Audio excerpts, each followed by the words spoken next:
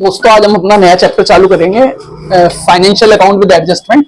ठीक है, एक एक करके सारी एडजस्टमेंट को देखेंगे। ध्यान से देखना, अगर आपको नहीं समझ में आई तो आप मेरे से दोबारा पूछ लो ना।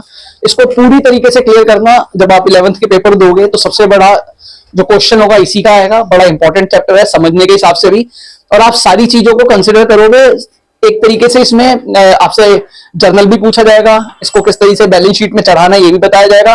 तो आप इसे बहुत ध्यान से समझना, बहुत इंपॉर्टेंट चैप्टर है। एक एक करके हम सारी एडजस्टमेंट को समझते हैं। ठीक है, तो पहली एडजस्टमेंट है बेसिकली, आप ऐसे समझो,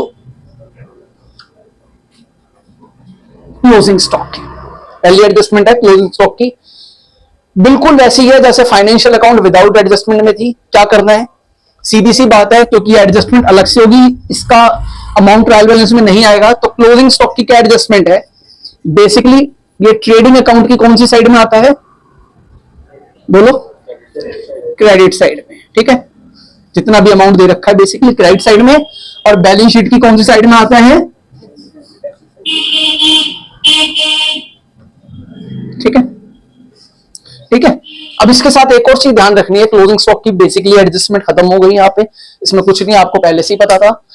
कई बार है ना, अमाउंट दो लिखे होते हैं, जैसे लिखा हुआ है सपोज करो 1 लाख और 2 लाख, तो 31 मार्च को जो अमाउंट मिनिमम लिखा होगा वही आप चढ़ाओगे, मैक्सिमम अमाउंट को नहीं चढ़ाओगे। कॉस्ट प्राइस पे चढ़ाओगे, सेल प्राइस पे नहीं चढ़ाओगे। ध्यान रखना कि जो क्लोजिंग स्टॉक का अमाउंट अगर 2 लिखे हैं एडजस्टमेंट में, तो जो मिनिमम है वही चढ़ाओगे, मैक्सिमम वाला नहीं चढ़ाओगे। तो क्लोजिंग स्टॉक की एडजस्टमेंट किधर आती है, एक तो ट्रेडिंग अकाउंट की कौन सी साइड में, क्रेडिट साइड में, और किधर आती है, बैलेंस शीट की एसेट साइड में। ठीक है,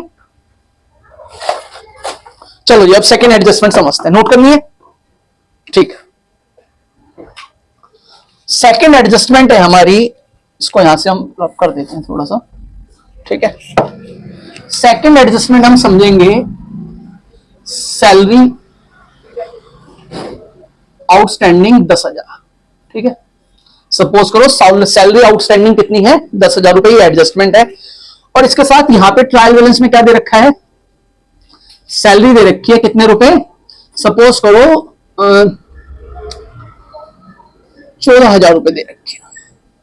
कितनी दे रखी है, 14,000 रुपए। अब सैलरी आउटस्टैंडिंग होता क्या है, आउटस्टैंडिंग मतलब due but not yet paid. क्या, due but not yet paid, कि आपका जो एक्सपेंस था वो ड्यू हो गया था, लेकिन अभी आपने उसका कुछ अमाउंट पेड या पूरा अमाउंट पेड नहीं करा। तो देखो कैसे करेंगे, ध्यान से समझना।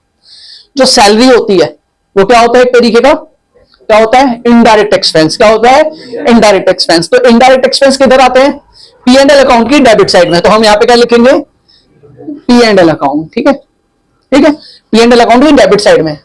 अब देखो इसका करने का तरीका मैंने आपको पहले ही बताया था, वही होगा, क्योंकि सैलरी आउटस्टैंडिंग की एडजस्टमेंट दे रखी है ना, तो आपको सैलरी के आगे एक डॉट लगाना पड़ेगा।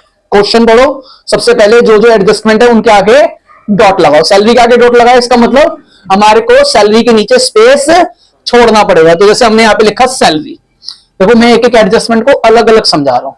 फुल फ्लैश क्वेश्चन बाद में करेंगे, पहले आप एडजस्टमेंट समझो, क्योंकि जब एडजस्टमेंट समझ में आ गई तो फुल फ्लैश क्वेश्चन, क्योंकि आपने पिछले चैप्टर में सारी चीजें कर रखी है, आपको सिर्फ क्या समझनी है, एडजस्टमेंट समझनी है। तो हम एडजस्टमेंट पे फोकस करेंगे। तो सैलरी किधर आएगा, इधर आएगा, कितने रुपए, 14,000 रुपए। अब आउटस्टैंडिंग है ना, आउटस्टैंडिंग मतलब expense due but not yet paid, मतलब वो खर्चा इस साल का था लेकिन अभी हमने उसे पेड नहीं करा। अब ये जो P&L अकाउंट होता है ना, नॉमिनल होता है एक तरीके का। तो इसमें बेसिकली इस साल का जो भी खर्चा होगा, आपने चाहे पेड करा हो चाहे पेड ना करा हो, वो पूरा दिखाया जाएगा। जैसे हमने इस साल पेड कितना करा, 14,000। पेड कितना करना था, 24,000। हमने 10,000 पेड नहीं करे ना, लेकिन यहां पे कितने दिखाई देंगे, 24,000। क्यों, क्योंकि एक्चुअल खर्चा 24,000 है। जब सारे खर्चे एक्चुअल रूप में डलेंगे तो ये हमारे को इस साल का प्रॉफिट और लॉस का पता चलेगा। तो हम क्या करेंगे, यहाँ पे इसको क्या करेंगे, एड आउटस्टैंडिंग सैलरी कितने रुपए, इधर कितना आ जाएगा, 24,000। ठीक है, अब क्योंकि आउटस्टैंडिंग है, आउटस्टैंडिंग का मतलब क्या होता है, due but not yet paid. Due है लेकिन पेड नहीं करा, तो एक तरीके से हमारी क्या हो जाएगी, लाइबिलिटी। और लाइबिलिटी किधर आएगी, बैलेंस शीट की लाइबिलिटी साइड में, अर्थात क्रेडिट साइड में। तो यहां पे आप लिखेंगे आउटस्टैंडिंग सैलरी कितने रुपए, 10,000। अगर आपको इसकी एंट्री भी समझनी है तो इसकी एंट्री होती है कि सैलरी खर्चा होता है, सारे खर्चे क्या होते हैं, डेबिट होते हैं। एक बार जोर जोर से मेरे लिए गोल्डन रूल बोल के सुनाओ जरा, स्टार्टिंग करो। Debit the credit the debit all credit all income and, उससे बाहर कुछ भी नहीं है बेसिकली। देखो हमने खर्चा करा, यहाँ पे डेबिट करा, क्योंकि हमने पेड नहीं करा, वो हमारी लाइबिलिटी हो गई, इसलिए हमने क्रेडिट साइड में दिखाया। तो सैलरी आउटस्टैंडिंग की एंट्री होती है salary account debit to salary outstanding. Salary खर्चा है और outstanding salary due but not yet paid, और वो एक तरीके का नॉमिनल पर्सनल अकाउंट होता है। तो इसलिए क्योंकि हमारी लाइबिलिटी है, इसलिए हमने बैलेंस शीट की लाइबिलिटी साइड में आउटस्टैंडिंग सैलरी को दिखाया। अधिकतर एडजस्टमेंट, जो इंप्लाइड एडजस्टमेंट है वो अलग तरीके से मैं बताऊंगा। अधिकतर एडजस्टमेंट दो जगह आएंगे, जैसे ये देखो ना, यहाँ पे आउटस्टैंडिंग सैलरी को ऐड करा, कहां पे, सैलरी में, उसके साथ कहां पे आई, बैलेंस शीट में भी आई। तो अधिकतर एडजस्टमेंट दो जगह आएगी, ट्रेडिंग में या P&L में, उसके साथ बैलेंस शीट में भी दिखाई जाएगी। ठीक है, रोक दो। हम अगली एडजस्टमेंट समझेंगे जो प्रीपेड इंश्योरेंस की है। प्रीपेड पता है ना आपको क्या होता है, paid in advance. Paid in advance बोलो, for the next financial year. अगर हम इसी साल के लिए एडवांस पेड कर देते हैं किसी को 31 मार्च से पहले पहले, तो वो प्रीपेड नहीं कहलाएगा।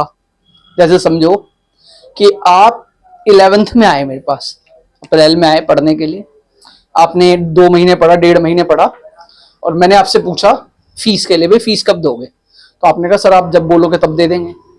तो मैंने पूछा भाई कैसे दोगे, मंथली दोगे या ईयरली दोगे? तो आपने बोला ईयरली दो। तो आपने मई में पूरे साल की 14-15 हजार रुपए फीस मुझे दे दी। वो जो 14,000-15 हजार रुपए अपने एडवांस दिए, मई में दे दिए, कब तक के लिए, मार्च तक के लिए, अप टू मार्च तक के लिए। बेसिकली फरवरी मार्च में एग्जाम हो जाते हैं, वो प्रीपेड नहीं कहलाएगा, क्योंकि वो आपने इस फाइनेंशियल ईयर के लिए पेमेंट करी है। लेकिन सपोज करो आपने कहा सर ये 15,000 के साथ 5,000 रुपए और ले लो, सर मैं 12th में भी यही पढ़ूंगी, 4 से 5 का बैच चाहिए और मेरे को अपनी सीट बुक चाहिए, आप ये पैसे मेरे से ले लो। आपने मुझे 5,000 रुपए नेक्स्ट फाइनेंशियल ईयर के लिए भी क्या दे दिए, क्या दे दिए, एडवांस दे दिए। तो वो 5,000 रुपए जो आपने नेक्स्ट फाइनेंशियल ईयर के लिए एडवांस दिए, it is called prepaid expense. ठीक है, तो प्रीपेड एक्सपेंस अगले साल का खर्चा है, नेचुरल सी बात है, अगले साल के लिए दिया होगा। तो बेसिकली देखो, इसको समझो एडजस्टमेंट को। पहले तो यहां पे हम डॉट लगा ले, हैं, ठीक है। यहां पे क्या लिखा, इंश्योरेंस। इंश्योरेंस इनडायरेक्ट एक्सपेंस होता है, इधर लिख दिया 14,000 रुपए। ठीक है, अब प्रीपेड है 2,000 रुपए, तो मतलब क्या है कि प्रीपेड जो खर्चा है वो आपने इस अगले साल के लिए एडवांस दिया होगा, तो इस साल का खर्चा तो है नहीं। और इसमें हम कौन सा खर्चा चाहते हैं, जो इस साल का एक्चुअल खर्चा होता है। तो ये इस साल का खर्चा तो है नहीं, तो इसमें से क्या करेंगे, इसे लेस, क्या करेंगे, प्रीपेड इंश्योरेंस। ठीक है, यहां पे कितने लिख देंगे, 2,000 रुपए, यहां आ जाएगा 12,000 रुपए। ठीक है, एक तो ये आ गया, क्योंकि वो अगले साल का हमने एडवांस दे दिया, तो हमारे लिए क्या होगी, वो एसेट्स होगी, क्योंकि उस चीज का बेनिफिट हमारे को नेक्स्ट ईयर में मिलेगा। इसलिए उसे कहां पे दिखाएंगे, बैलेंस शीट की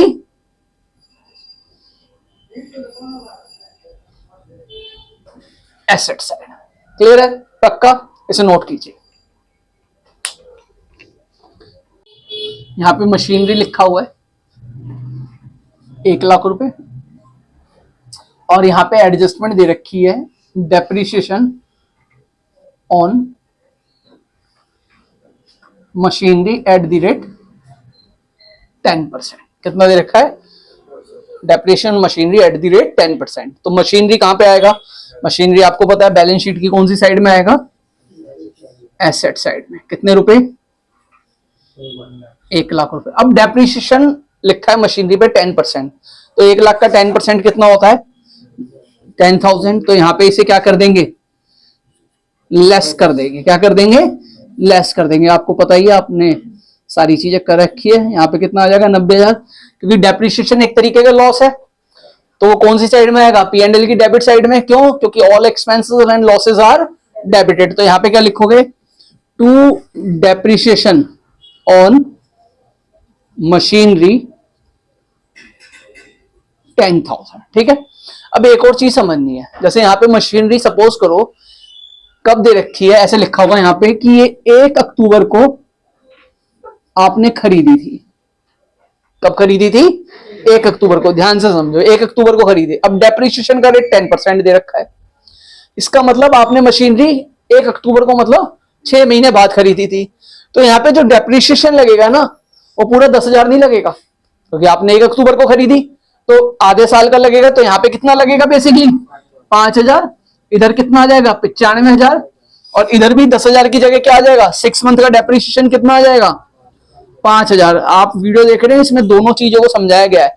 अगर आपने 1 जनवरी को खरीदा होगा मशीनरी को तो कितना डेप्रिसिएशन लगेगा 3 महीने का, कितना लगेगा 5,000 का मतलब 2,500 लगेगा। तो आप इस चीज को ध्यान रखोगे कि इम्प्लाइड एडजस्टमेंट हो जाती है, बच्चा भूल जाता है, मशीनरी देखी बस धड़ाधड़ बैलेंस शीट में चढ़ाया, उस पर डेप्रिसिएशन लगा दिया, भैया उसकी डेट भी देखो कब खरीदी है। अगर कुछ नहीं लिखा हुआ तो इसका मतलब स्टार्टिंग है, ओपनिंग बैलेंस XYZ जो भी है उस पर पूरे साल का डेप्रिसिएशन लगाओ। लेकिन क्वेश्चन को इसलिए कहते हैं ध्यान से पढ़ो, हम क्वेश्चन को ध्यान से नहीं पढ़ते, हम उसी में गड़बड़ खा जाते हैं। तो उसके आगे मशीनरी के आगे ये भी देखना है, अगर कोई दे रखा है कि ये मशीनरी या फिक्स एसेट्स हमने कौन सी डेट को खरीदी है, ठीक है। एक्रूड इन्वेस्टमेंट की, एक्रूड इनकम की क्या एडजस्टमेंट होती है, देखिए यहां पे इन्वेस्टमेंट लिखा हुआ है, ठीक है, कितने रुपए लिखा हुआ है, सपोज करो 20,000 रुपए लिखा हुआ है, ठीक है, और यहां पे लिखा हुआ है एक्रूड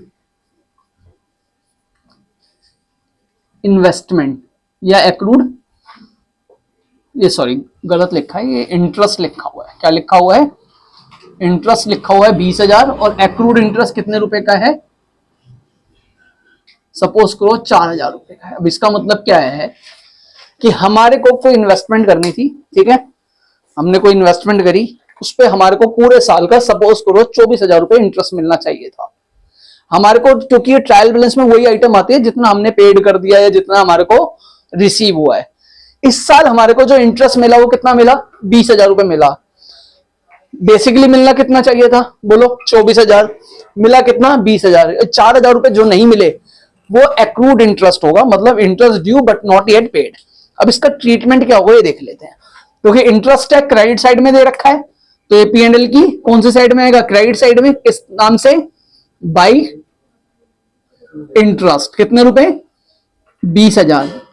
अब ये जो 4,000 रुपए ना एक्रूड इंटरेस्ट बेसिकली क्या है, वो इसी साल की इनकम है, हमारे को मिली नहीं है, लेकिन वो इनकम कौन से साल की है, इसी साल की। तो इसमें क्या कर देंगे, ऐड कर देंगे, यहां पे लिखेंगे एक्रूड कितने रुपए 4,000 रुपए, ठीक है, और इधर कितना आ जाएगा 24,000 रुपए, ठीक है। अब 4,000 रुपए मिलने थे लेकिन मिले नहीं, तो मिलेंगे तो सही, कब मिलेंगे नेक्स्ट फाइनेंशियल में, तो हमारी क्या हो जाएगी एसेट्स हो जाएगी भाई, एसेट्स क्या हो जाएगी। तो यहां पे लिखेंगे हम एक्रूड इंटरेस्ट कितने रुपए 4,000 रुपए, क्लियर है। एक्रूड इंटरेस्ट लाइबिलिटी नहीं होती, एसेट्स होती है, वो पैसा हमारे को आने वाले टाइम में मिलेगा, मिला नहीं है मिलेगा, ठीक है। इसको कर लीजिए, नोट कर लीजिए। तो एग्जांपल दे रखा है रेंट, ठीक है। अब रेंट डेबिट भी हो सकता है और रेंट क्रेडिट भी हो सकता है। अगर हमने रेंट पेड करा होगा तो क्या हो जाएगा, क्या हो जाएगा डेबिट हो जाएगा, और रेंट रिसीव करेंगे तो क्या हो जाएगा क्रेडिट। अगर हम रेंट पेड कर रहे हैं तो क्या हो जाएगा, क्या बोला जाएगा उसे, कौन सा एक्सपेंस होगा, इनडायरेक्ट एक्सपेंस। और अगर इनकम आ रही है रेंट के तरफ से, रेंट की वजह से, तो हमारी इनडायरेक्ट इनकम हो जाएगी। तो सपोज करो हमारे को रेंट मिला कितने रुपए, सपोज करो 15,000 रुपए मिला, ये जो मिला होता है ना वहां पे ये आता है, ठीक है। अब यहां पे लिखा हुआ है अनअर्न्ड इनकम कितने रुपए 3,000 रुपए, ठीक है। अब इसे आप ये भी बोल सकते हो या क्या बोल सकते हो, इनकम रिसीव्ड इन एडवांस, क्या बोल सकते हो, इनकम रिसीव्ड इन एडवांस, ठीक है। तो इसका क्या ट्रीटमेंट है, पहले तो इसके आगे डॉट लगा लो। रेंट किधर आएगा, क्योंकि क्रेडिट दे रखा है तो कौन सी साइड में आएगा 15,000 रुपए इस तरफ आएगा। अब क्या लिखा है, income received in advance, earn income होती है इनकम रिसीव्ड इन एडवांस। इस साल कितने पैसे मिले आपको 15,000, ठीक है। लेकिन 3,000 रुपए नेक्स्ट ईयर के आपको किसने एडवांस दे दिए, तो बेसिकली इस साल की इनकम कितनी होनी चाहिए थी, 12,000। समझ में आया? 3,000 रुपए नेक्स्ट ईयर के किसने क्या दे दिए, एडवांस दे दिए। तो इसमें से क्या करोगे, लेस क्या, अनअर्न इनकम, ठीक है। कितने रुपए, 3,000। इधर कितना आ जाएगा, 12,000। अब क्योंकि आपको एडवांस में रिसीव्ड हो गए तो आने वाले टाइम में उसकी फैसिलिटी या सर्विस देनी पड़ेगी, तो वो आपकी क्या हो जाएगी, बोलो, लाइबिलिटी। तो यहां पे लिखेंगे अनअर्न इनकम, कितने रुपए, 3,000 रुपए, ठीक है। इस तरीके से हमने 6 एडजस्टमेंट देखे आज की क्लास में। नेक्स्ट क्लास में हम आपको बैड डेब्ट्स की एडजस्टमेंट बताएंगे, फिर सबको कंबाइन करके एक फुल फ्लैश, जैसे आज की डेट में बड़े फेमस होते हैं ना, one shot one shot one shot देखो पेपर में पास कर लो, वो अलग बात है। कई लोग वन शॉट देते हैं, उसके बाद क्लास में आते हैं कहते हैं सर मैंने ना वन शॉट देखा। मतलब फिर क्या हो गया, मतलब पूरे साल ट्यूशन के टीचरों से पढ़ा, स्कूल के टीचरों से पढ़ा, उन्होंने तेरे टेस्ट लिए, सारी चीजें करी, वन शॉट वाला टेस्ट लेता है? वन शॉट वाले आपके जो क्वेरीज होती है उनके वो जवाब दे देता है? वो तो जो बोलता है सुनना पड़ता है। बेसिकली हम भी वीडियो बना रहे हैं, जो हम बोल रहे हैं वो आपको सुनना पड़ेगा। लेकिन आप वन शॉट पे ठीक है, देखो किसी का भी, कोई भी टीचर की आपको समझ में आता है वो देखो, लेकिन आप पेपर में अच्छे नंबर, अच्छे मार्क्स तभी ले पाओगे जब तक आप उसे रीड नहीं करोगे, सेल्फ स्टडी नहीं करोगे। ये वन शॉट वगैरह सारी चीजें ठीक है, आपको कोई टॉपिक समझना है उसको देख सकते हो, लेकिन जब तक आप किताबें नहीं घिसोगे ना, लिख के नहीं देखोगे। ये कौन सा सब्जेक्ट है, अकाउंट्स, कौन सा सब्जेक्ट है, प्रैक्टिकल। 2 सब्जेक्ट होते हैं ना, कौन कौन से होते हैं, एक होता है थियोरिटिकल, उसमें थ्योरी वर्ड लगा हुआ है, इसका मतलब उसे पढ़ो, जितना पढ़ोगे उतना समझ में आ जाएगा। दूसरा क्या लिखा है, प्रैक्टिकल। प्रैक्टिकल में जो पहला वर्ड है वो प्रैक्टिस से बना हुआ है, तो इसका मतलब जितनी इसकी प्रैक्टिस करोगे उतना आएगा। जैसे मैथ का क्या है, मैथ प्रैक्टिकल सब्जेक्ट है, जितना उसे लिखोगे, जितना करोगे, जितने उसकी तैयारी करोगे वो इतना आएगा। अकाउंट्स कैसा सब्जेक्ट है, लिखते रहो, प्रैक्टिकल है। साइंस का सब्जेक्ट है, प्रैक्टिकल है। अब हिस्ट्री लिख के देखोगे पागल हो जाओगे। हिस्ट्री को क्या होता है, थ्योरी, पढ़ना पड़ता है। तो आप ऐसे अकाउंट्स को सिर्फ ऐसे पढ़ के याद नहीं होता, इसका क्या करना पड़ता है, इसको लिखना पड़ता है, समझना पड़ता है। तो बेसिकली प्रैक्टिकल सब्जेक्ट को पढ़ो, लिखो, देखो और फिर इसको समझो, ठीक है।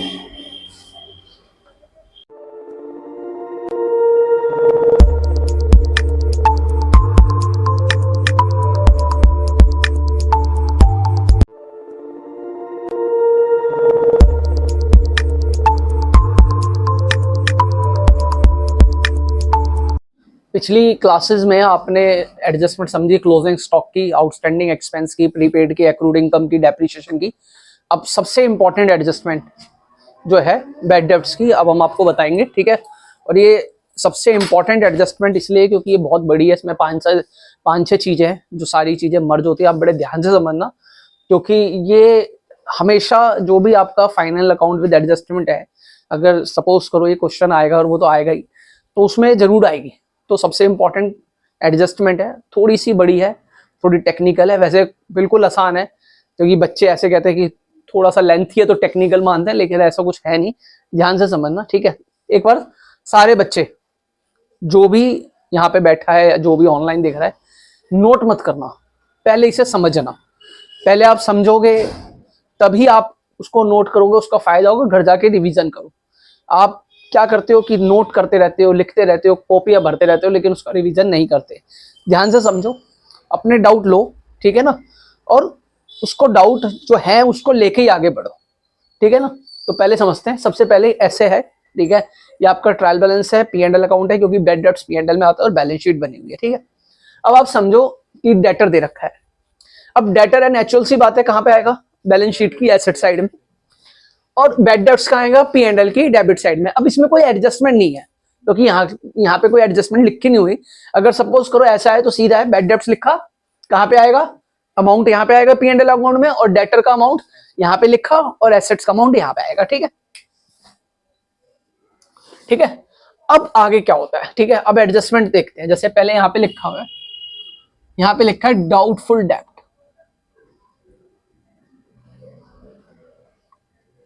ठीक है, 10,000 रुपए, ठीक है। यहाँ पे लिखा है डाउटफुल डेब्ट। क्या लिखा हुआ है, डाउटफुल डेब्ट 10,000 रुपए। और भी नामों से इसको मैं बता दूंगा क्या क्या है। सपोज करो डाउटफुल डेप्ट है, अब यहाँ से एडजस्टमेंट आपकी चालू हो जाती है। तो देखो क्या करेंगे, क्योंकि एडजस्टमेंट है तो इसके आगे क्या लगाएंगे, डॉट, और इसके आगे भी क्या लगाएंगे, डॉट। यहां पे लिखेंगे क्या, सबसे पहले सन्ड्री डेटर 1,00,000 रुपए, क्योंकि एडजस्टमेंट है इसलिए इनर कॉलम में लिखना है, आउटर कॉलम में नहीं लिखना। और बैड डेब्ट्स भी किधर लिखेंगे, यहां पे लिखेंगे 10,000 रुपए इनर कॉलम, ठीक है। अब डाउटफुल डेप्ट है, ठीक है, तो क्या है इसका मतलब कि आपके और ज्यादा बैड डेब्ट्स हो गए, 10,000 रुपए के और बैड डेब्ट्स हो चुके हैं। तो बैड डेब्ट्स किसमें से माइनस होंगे, किसमें से होंगे, डेटर में से। तो यहां पे हम लिखेंगे लेस डाउटफुल, और इसमें से 10,000 रुपए क्या कर देंगे, माइनस कर देंगे, और यहाँ पे कितना आएगा, 90,000। और ये 10,000 रुपए है ना जो बैड डेब्ट से है, उसमें क्या हो जाएंगे, ऐड हो जाएंगे। इस साल मतलब कितने का नुकसान हो गया, 10,000 का तो पहले ही था, इस साल कितने का हो गया, 20,000 रुपए का नुकसान हो गया। तो इस तरीके से इसका ट्रीटमेंट होगा क्या, अगर डाउटफुल डेब्ट दे रखा है तो क्या करेंगे, पहले डेटर में से माइनस करेंगे, और जो 10,000 रुपए माइनस करेंगे वो बैड डेब्ट्स में क्या कर देंगे, ऐड कर देंगे। क्लियर है, कोई दिक्कत। चलो जी अब दूसरी चीज समझते हैं, ठीक है। सपोज करो यहां पे दे रखा है आपको provision for doubtful debts at the rate 10% on debtor, ये दे रखा है। अब वो डाउटफुल डेब्ट वाला नहीं दे रखा, सीधा दे रखा है प्रोविजन फॉर डाउटफुल डेब्ट 10% ऑन डेटर। क्या करना है, देखो ये डाउटफुल डेब्ट लिखा है ना, यहां की जगह क्या लिखना है, जो ये प्रोविजन फॉर डाउटफुल डेब्ट होते हैं न्यू प्रोविजन होते हैं, क्या होते हैं, न्यू प्रोविजन, ठीक है। क्या होता है, न्यू प्रोविजन, या आप ऐसे लिख सकते हो प्रोविजन फॉर डाउटफुल डेब्ट भी लिख सकते हो।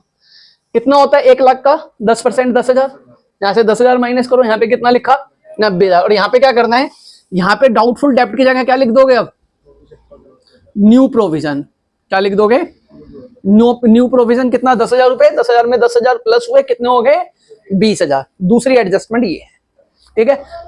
अब क्या है, तीसरी एडजस्टमेंट को समझना है, ठीक है। अब यहां पे क्या लिखा है, यहां पे लिखा है फर्दर बैड डेब्ट्स, क्या लिखा है, फर्दर बैड डेब्ट्स 10,000 रुपए। और सेकंड एडजस्टमेंट दे रखी है क्या, प्रोविजन फॉर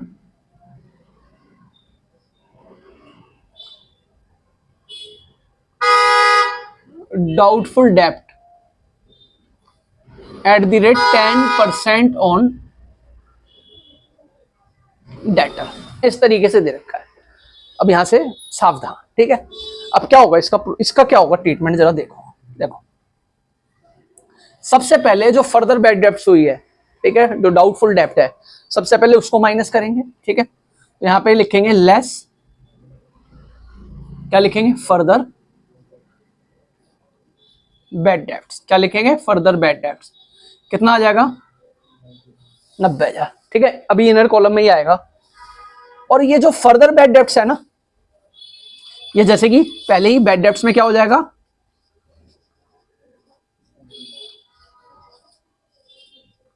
ऐड हो जाएगा। क्लियर है।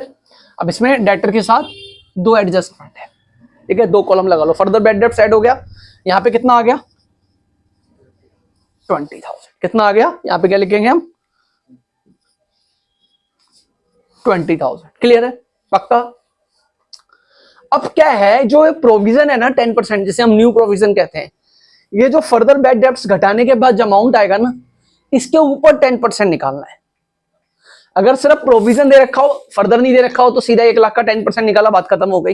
लेकिन पहले फर्दर दे रखा है और फिर प्रोविजन दे रखा है, तो पहले फर्दर घटाओगे और उसके बाद जो अमाउंट आएगा उसके ऊपर क्या उसके ऊपर 10% मतलब न्यू प्रोविजन को बनाओगे। तो यहां पे क्या होगा, लेस न्यू प्रोविजन,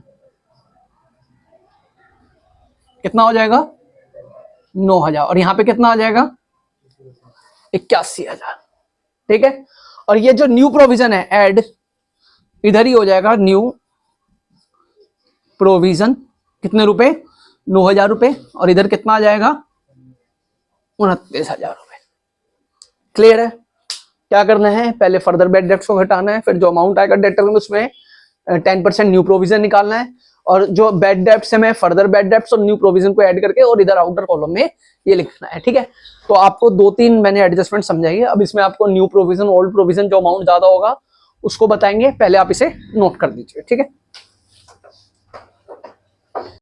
अब मैं इसमें है ना थोड़ा सा जो ओल्ड प्रोविजन दे रखा होता है, ओल्ड प्रोविजन क्रेडिट साइड में दे रखा होता है, उसकी एडजस्टमेंट को समझेंगे, ध्यान से समझना। जैसे यहाँ पे दे रखा है, सपोज करो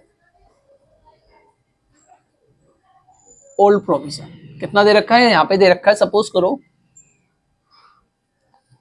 20,000 रुपए। क्या दे रखा है, ओल्ड प्रोविजन दे रखा है 20,000 रुपए। अब आपने इसको कैलकुलेट कर लिया, यहाँ पे कितना आ रहा है 29,000 रुपए, कितना आ रहा है। तो आप इसे ना जब ओल्ड प्रोविजन दे रखा है तो इसे इनर कॉलम में लिखो। क्या लिखो, और ये जो ओल्ड प्रोविजन है ना यहाँ पे कितना लिखा है 20,000। बेसिकली जो इस पूरे साल में प्रोविजन बने उससे ओल्ड प्रोविजन क्या दे रखा है, कम दे रखा है, तो इसमें से क्या हो जाएगा, ये माइनस हो जाएगा। तो यहां पे लिखेंगे लेस ओल्ड कितने रुपए, और यहां पे कितना आ जाएगा, बाकी ट्रीटमेंट वैसे ही रहेगा। ठीक है, बाकी ट्रीटमेंट वैसे ही रहेगा। समझ में आ गया। अब क्या है, सपोज करो एक दूसरी कंडीशन बता रहा हूं, ये तो पहली कंडीशन है, ध्यान रखना सारे जो वीडियो देख रहे हैं ध्यान से देखना, ये पहली कंडीशन है।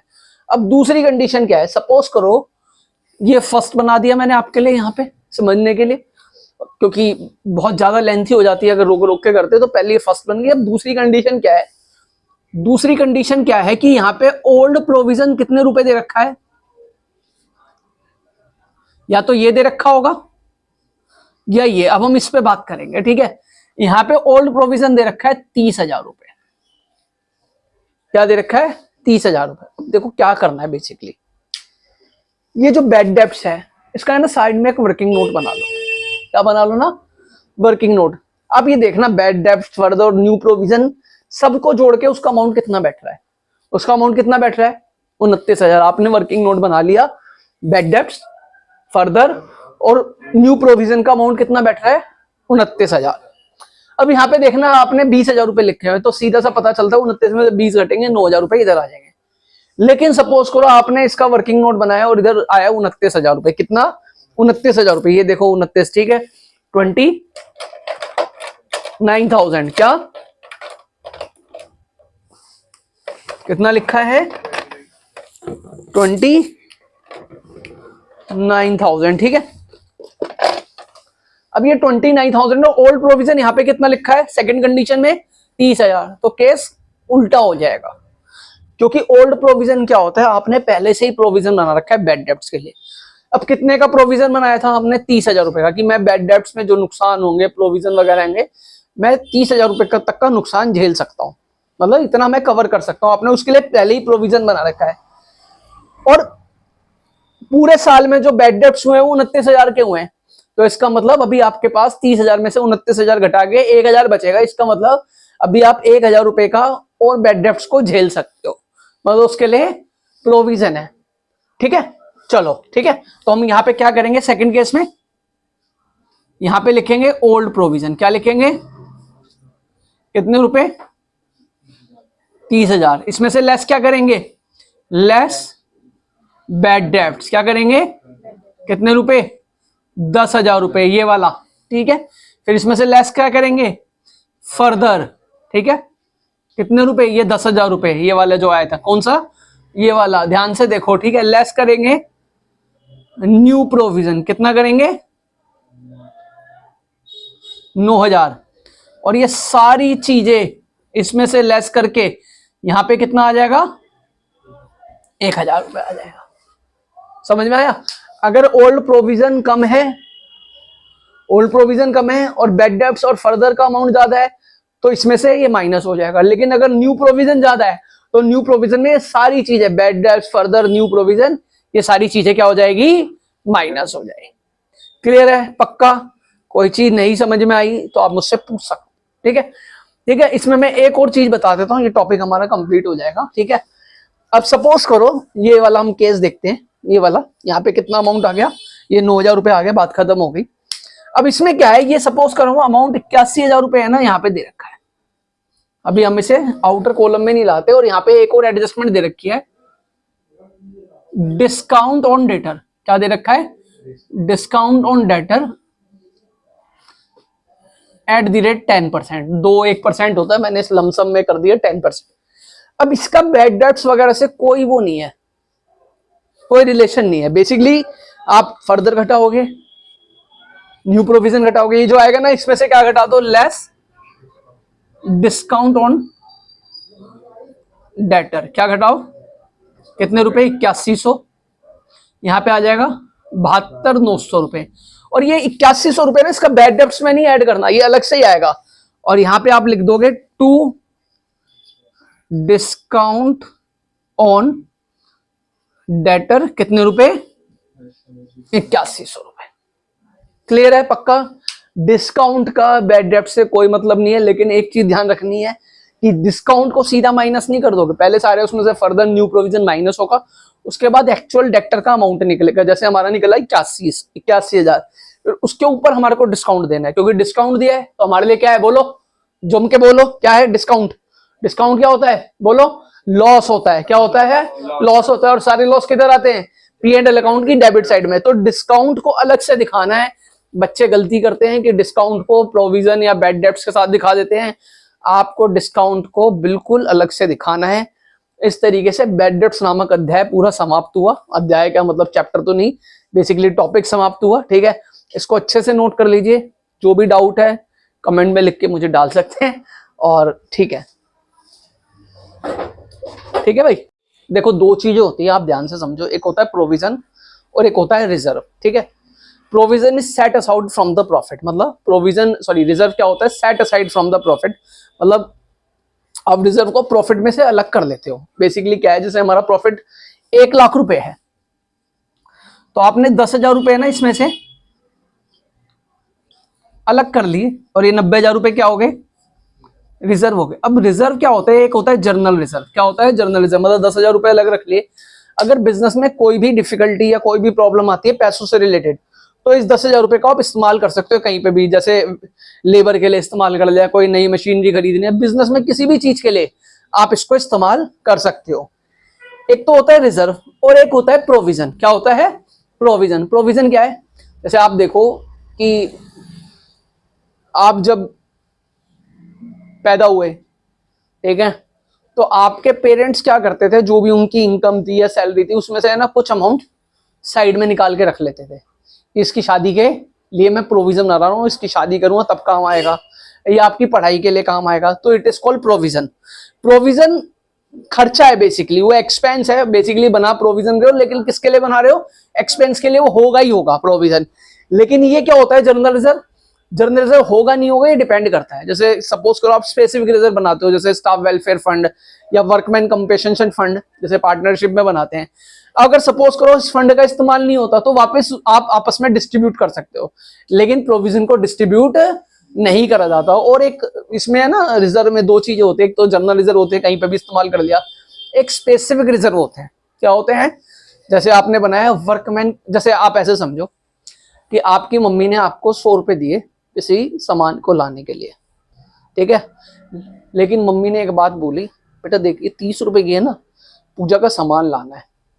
10-10 के नोट दिए, 100 रुपए के, मतलब 100 रुपए के 10-10 के नोट दिए, और आपको बोले 100 रुपए का सामान है, इसमें से 30 रुपए का एक सामान आएगा, पूजा की धूप बत्ती वगैरह, बेटा वो आनी चाहिए, अगर नहीं आई ना तो तू ध्यान रखियो। तो आप क्या करते हो? सपोज खुले तो अपने 70 रुपए इधर रख लेते हो, जो आपको अपने खर्च करने खाने पीने में, और 30 रुपए अलग। क्यों? क्योंकि अगर ये गलती से खर्च हो गए तो पता है फिर क्या होगा। ठीक है, तो बेसिकली आपने क्या करा?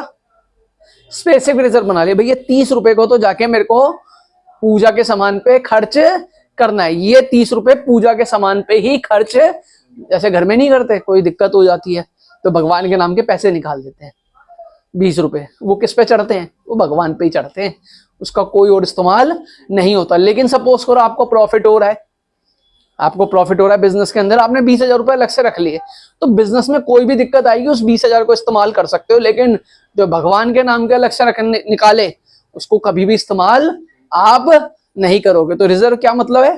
रिजर्व का मतलब क्या है? Set aside from the profit. आप उसे कभी भी इस्तेमाल कर सकते हो बिजनेस में, कोई भी प्रॉब्लम आएगी फाइनेंशियल। लेकिन प्रोविजन अगर बना रहे हो तो बेसिकली वो एक तरीके का खर्चा है और वो प्रॉफिट में से डिडक्ट होगा ही होगा, ठीक है। दूसरी चीज, अच्छा आपके पास फोन है, फोन है तो फोन को थोड़े टाइम में क्या करते रहते हो? अपडेट करते रहते हो। क्या करते हो? फोन को अपडेट करते हो ना, ऐप वगैरह को अपडेट करते रहते हो। तो ऐसी ही एजुकेशन होती है, एजुकेशन को भी अपडेट करा करो, ठीक है। क्या होता है कि एजुकेशन भी सॉफ्टवेयर की तरह होती है। क्या? आपकी पढ़ाई, एजुकेशन भी सॉफ्टवेयर की तरह होते हैं। If you are not updated then you will be outdated. Phone होते हैं ना, अगर उन्हें अपडेट नहीं करोगे तो वो क्या हो जाएंगे?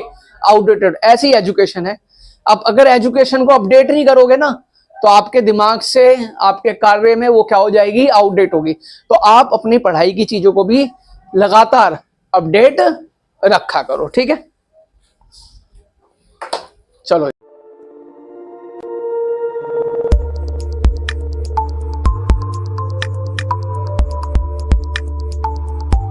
जो टॉपिक है हमारा एडजस्टमेंट का, जो हमारी अगली एडजस्टमेंट है बड़ी इंपॉर्टेंट है, वो है मैनेजर कमीशन। देखो समझो, मैनेजर कमीशन क्या होता है कि आपकी कंपनी में एक मैनेजर रखा हुआ है आपने, उसको आप है ना नेट प्रॉफिट पे कमीशन दे रहे हो। क्या दे रहे हो? नेट प्रॉफिट पे कमीशन दे रहे हो। अब आप एक सवाल पूछ सकते हो स्टूडेंट कि सर मैनेजर को तो सैलरी दी जाती है, कमीशन क्यों दिया जाता है? देखो आप समझो, आज की डेट में है ना, मार्केट का सिनेरियो है, हर आदमी जो बिजनेस कर रहा है वो आज की डेट में टारगेट के उस पर चल रहा है। देखो क्या होता था पहले, समझो पहले एक कपड़े की दुकान पे जाते थे ना, तो वहां पे सेल्समैन होता था, आपको कपड़े बेचता था। तो सेल्समैन की 10-15 हजार रुपए सैलरी होती थी। वो कोशिश करता था कपड़े बेचे, लेकिन वो इंटेंशन अलग होती थी उसकी। बेसिकली बिक रहा है नहीं बिक रहा, उसका तो 15 हजार रुपए उसकी सैलरी मिलेगी। अब क्या करा है दुकानदारों ने? एक चीज बोली है कि भाई देख, सेल्समैन को बोली कि तू कपड़े बेच, जितने का कपड़ा बेचेगा ना उस पर 5% तेरे को कमीशन मिलेगा। मतलब अगर 100 रुपए का कपड़ा बेचा तो 5 रुपए कमीशन हो गया, 1000 रुपए का कपड़ा बेचा तो 50 रुपए कमीशन हुआ। अब वो क्या करता है, हमेशा है ना उस चक्कर में लगा होता है कस्टमर आए खाली ना जाए, कुछ ना कुछ लेके आए। सैलरी घर में अलग गई, उसका चाय का, बीड़ी का, गुटखे का, जो भी XYZ वो उसमें कुछ होती है सारी चीजें, उसका खर्चा वो कमीशन से निकल जाता है। तो वो कोशिश करता है क्या कि मैं माल बेचूं ही बेचूं। अब जैसे मैनेजर है आपकी कंपनी में, मैनेजर क्या करता है? सारी चीजों को मैनेज करता है। जितना अच्छे से वो मैनेज करेगा उतना कंपनी को प्रॉफिट होगा। तो कंपनी क्या कहती है मैनेजर को, देख भाई जो तेरी सैलरी है वो ले, कोई दिक्कत नहीं है, लेकिन नेट प्रॉफिट पे हम तेरे को कमीशन भी देंगे। अब क्या, अगर नेट प्रॉफिट ज्यादा होगा तो कमीशन क्या होगी? ज्यादा होगी। और नेट प्रॉफिट कम होगा तो कमीशन क्या होगी? कम होगी। अगर नेट प्रॉफिट हुआ ही नहीं तो कोई कमीशन नहीं मिलेगी। हो सकता है सैलरी रिड्यूस हो जाए कि भाई अब की बार प्रॉफिट नहीं हो, तू भाई सैलरी कम पकड़। वैसे ऐसा होता नहीं है लेकिन हो सकता है, सपोज करो, ठीक है। तो मैनेजर को कमीशन दिया जाता है, एक तरीके का इंसेंटिव दिया जाता है। तो उसका क्या ट्रीटमेंट है आप जरा समझो, ठीक है। अब यहां पे लिखा हुआ है, सपोज करो मैनेजर कमीशन, ठीक है, manager commission at the rate 10% on net profit, ठीक है। अब इसमें दो चीजें होती है, एक होती है बिफोर और एक होती है आफ्टर। एक चीज होती है बिफोर मैनेजर कमीशन में, एक चीज होती है आफ्टर। अब देखो इसको कैसे निकालना है, समझो। सपोज करो क्रेडिट साइड की जितनी भी आइटम थी, क्या क्रेडिट साइड की जितनी भी आइटम थी आप कर चुके हो, एप्रोप्रिएशन, एडजस्टमेंट वगैरह, उसका टोटल 1 लाख रुपए था। कितना था? 1 लाख रुपए। और डेबिट साइड की जितनी आइटम थी सपोज करो उसका टोटल कितना था? 20,000 रुपए था, या 80,000 कर दो। कितना था? 80,000। अगर हम इसका नेट प्रॉफिट निकाले तो कितना निकलेगा? 1 लाख में से 80,000 गए, 20,000 हमारा नेट प्रॉफिट निकल गया। अब जो कमीशन देनी है ना वो नेट प्रॉफिट पे देनी है। किस पे देनी है? नेट प्रॉफिट पे देखनी है। तो हमारे को क्या करना है, यहां पे वर्किंग नोट बना लो आप थोड़ा सा, ठीक है। अब प्रॉफिट कितना हुआ हमारे को? 20,000 का। 1 लाख में से 80 गए तो 20,000 बचे। हमारे को इसको बिफोर देनी है, सपोज करो हम बिफोर दे रहे हैं, तो जितना प्रॉफिट आया ना सीधा सीधा उसका 10% दे दो, या 20% लिखा है तो 20% दे दो। तो 20,000 का 10% कितना हो गया? 2,000 रुपए। तो इधर लिखो टू मैनेजर कमीशन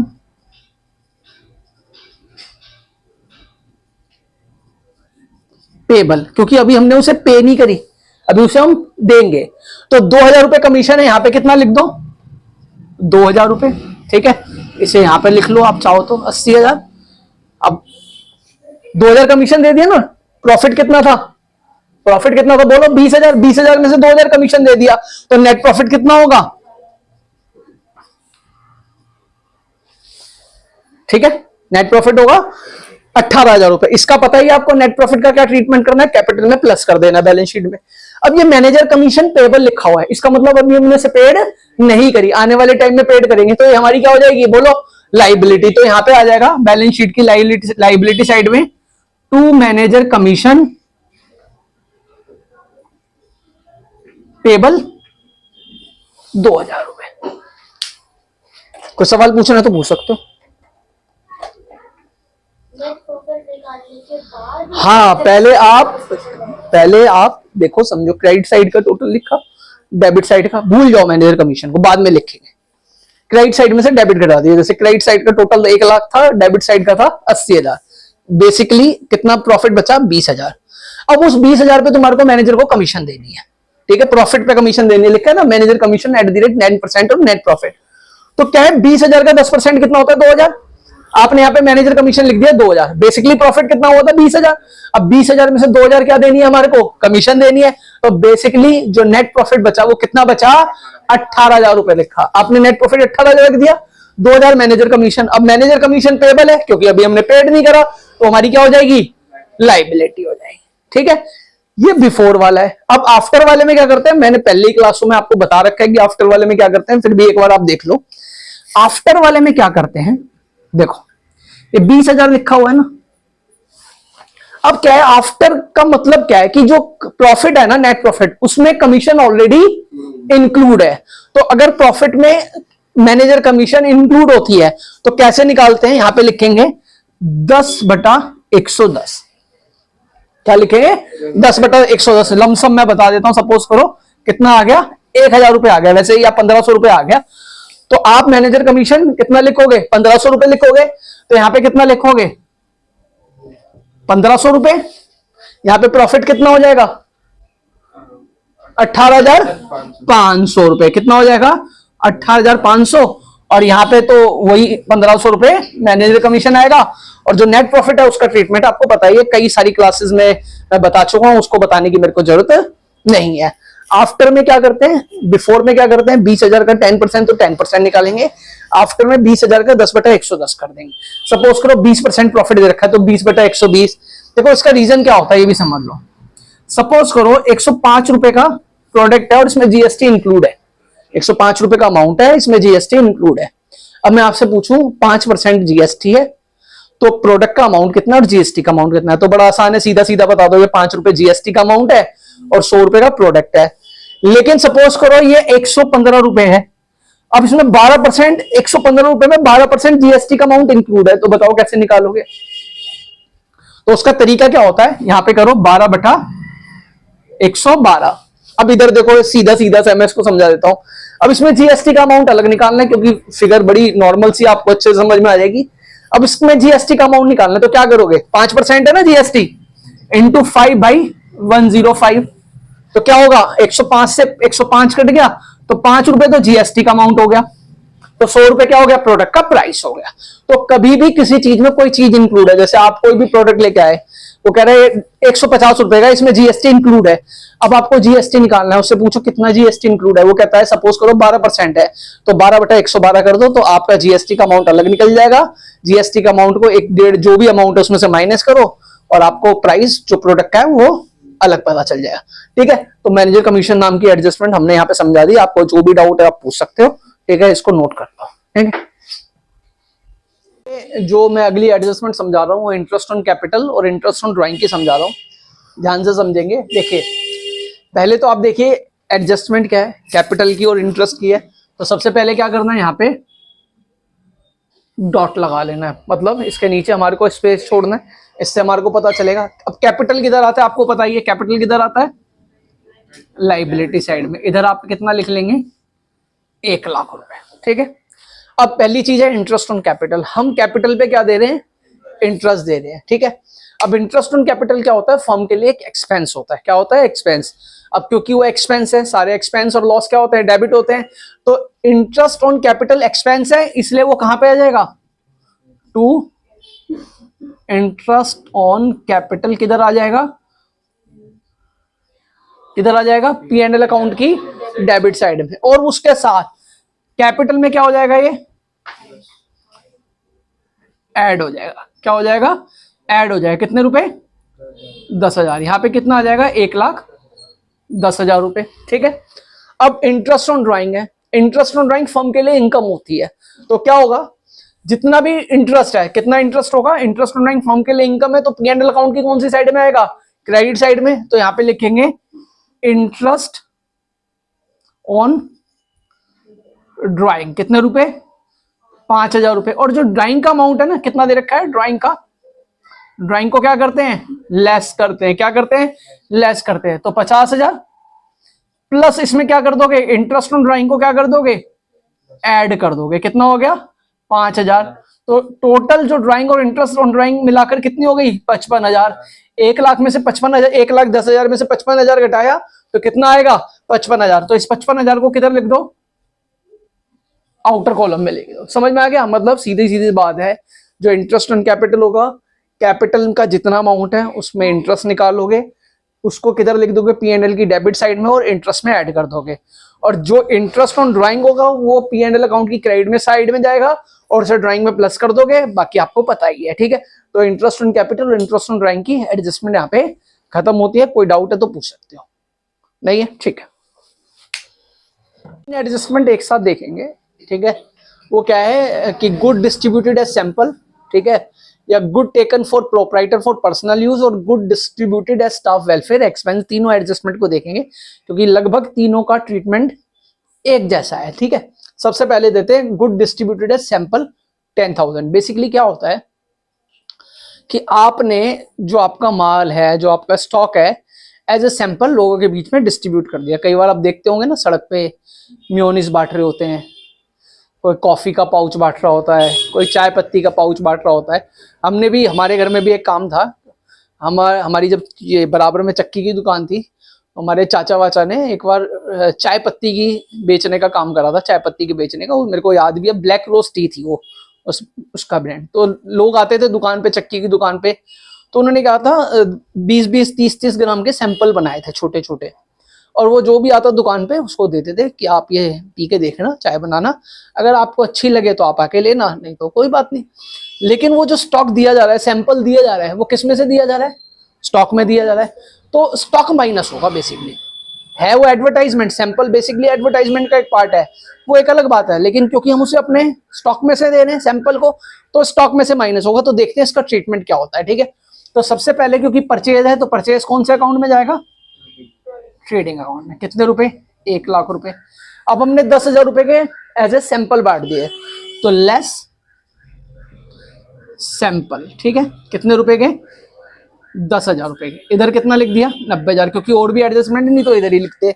अब क्योंकि हमने सैंपल बांटा है, एडवर्टाइजमेंट का पार्ट है, तो वो कौन से अकाउंट में जाएगा, बोलो कौन से अकाउंट में जाएगा, वो पी एंड एल अकाउंट में जाएगा। कौन से अकाउंट में जाएगा, तो डिस्ट्रीब्यूटेड एज सैंपल, तो कौन से अकाउंट में जाएगा, पी एंड एल अकाउंट में जाएगा। कितने रुपए, 10,000। पहली एडजस्टमेंट ये। दूसरी एडजस्टमेंट क्या कह रहा है, good taken for proprietor for personal use, मतलब पर्सनल यूज लेके जा रहा है, तो वो क्या माना जाएगा, ड्राइंग।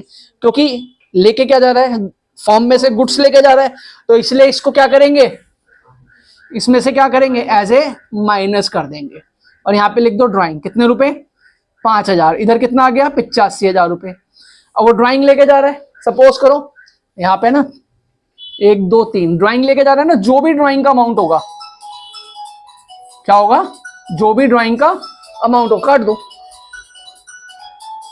ठीक है। जो भी ड्राइंग का अमाउंट होगा उसमें क्या कर दो, इसमें ड्राइंग के अमाउंट में क्या कर दो, प्लस कर दो, क्योंकि ये भी क्या है, ड्राइंग है। जो भी अमाउंट होगा प्लस कर दोगे, कैपिटल में से माइनस कर दो। क्लियर है नहीं। देखो, आप पर्सनल यूज के लिए अपने घर पे गुड्स लेके जा रहे हो, पर्सनल यूज के लेके जा रहे हो, तो स्टॉक में से तो माइनस होगा, क्योंकि पर्सनल यूज के लेके जा रहे हो तो उसे क्या बोलेंगे, ड्राइंग। तो आपको जो भी ड्राइंग कैपिटल अकाउंट में दे रखे उसमें प्लस कर दो, और वो कैपिटल में से क्या हो जाएगा, माइनस हो जाएगा। That's it. कुछ है इसमें नहीं है। तीसरी चीज क्या है कि good distributed as staff welfare expense ₹5,000। ठीक है, कि हमारा कोई प्रोडक्ट था, कोई भी प्रोडक्ट था, हमारा स्टाफ था, हमने उसमें क्या कर दिया, उसे यूज करने के लिए दे दिया, एज ए स्टाफ वेलफेयर के लिए उसको दे दिया। तो हमने क्या दिया, गुड्स दिया, तो वो गुड्स इसमें से हम क्या हो जाएगा, लेस स्टाफ वेलफेयर।